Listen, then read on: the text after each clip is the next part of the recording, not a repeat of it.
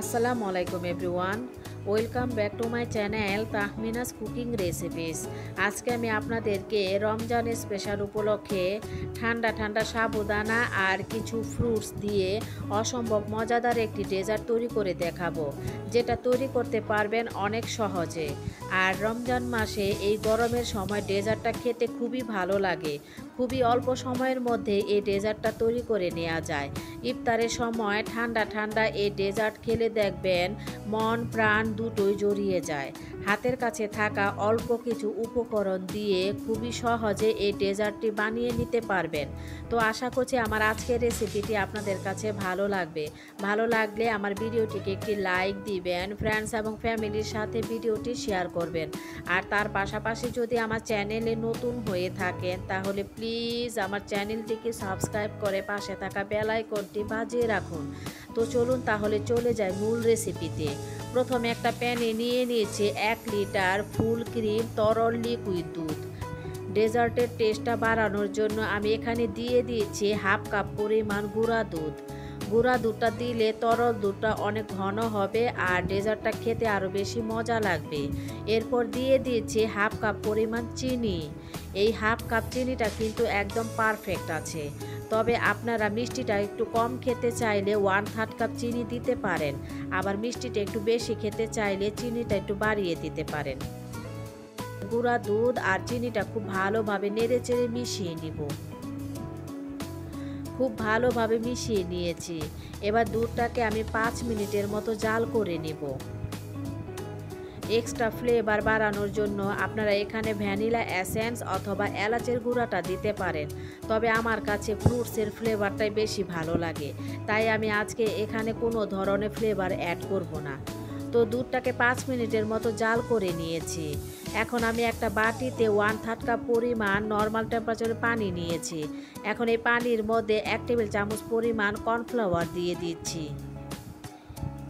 এখন এই কর্নফ্লাওয়ারটা পানির সঙ্গে ভালোভাবে মিশিয়ে এই দুধের মধ্যে দিয়ে দিচ্ছি। দিয়ে সাথে সাথে এটাকে নেড়েচেড়ে দিতে হবে, তা না হলে দলা বেঁধে যেতে পারে।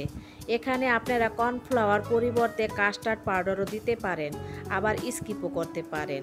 তো কর্নফ্লাওয়ার দিয়ে আরও 2 থেকে 3 মিনিটের মতো জাল করার পর এখন দুধের ঘনত্বটা এরকম হয়েছে। এখন আর দুধটাকে জাল করে ঘন করব না। এই অবস্থায় দুধটাকে আমি চুলা থেকে নামিয়ে ঠান্ডা করে নিব। এখন সাবুদানাগুলোকে সিদ্ধ করার জন্য আমি এখানে একটা প্যানে পানি গরম করতে দিয়েছি। পানিটা যখন বলক আসবে তখন আমি এই পানির মধ্যে হাফ কাপ পরিমাণ সাবুদানা দিয়ে দিচ্ছি।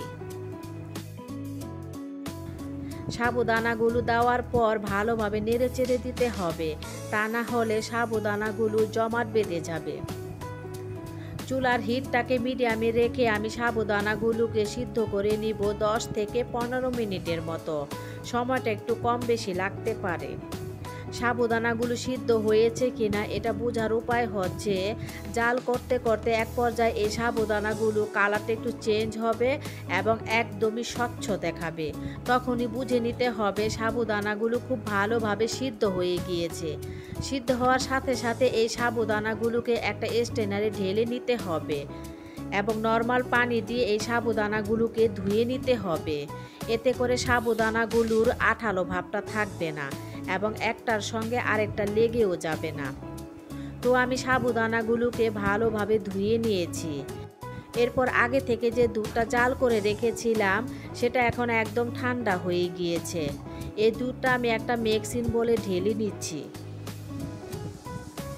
এবার ধুয়ে রাখা সাবুদানাগুলোকে এই দুধের মধ্যে দিয়ে দিব এবং সাবুদানাগুলোকে দুধের সঙ্গে খুব ভালোভাবে মিশিয়ে নিব।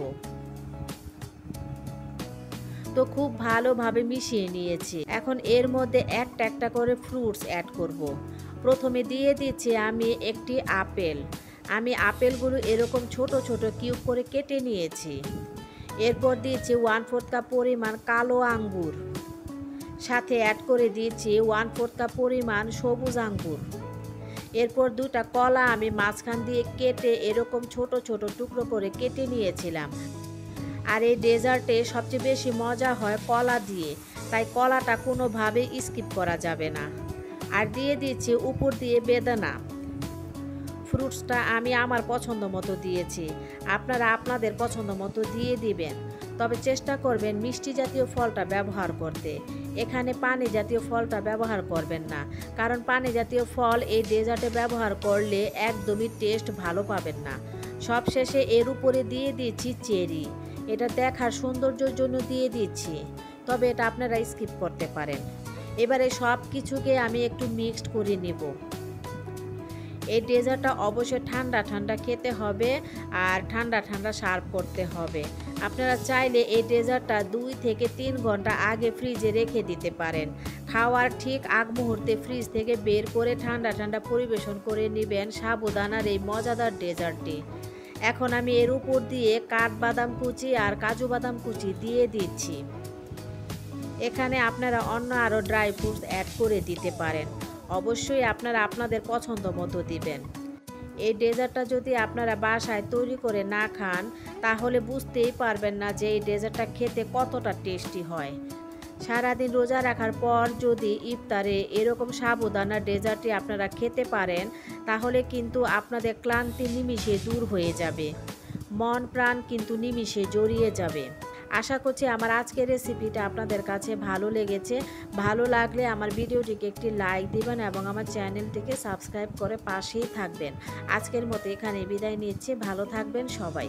আল্লাহ হাফেজ।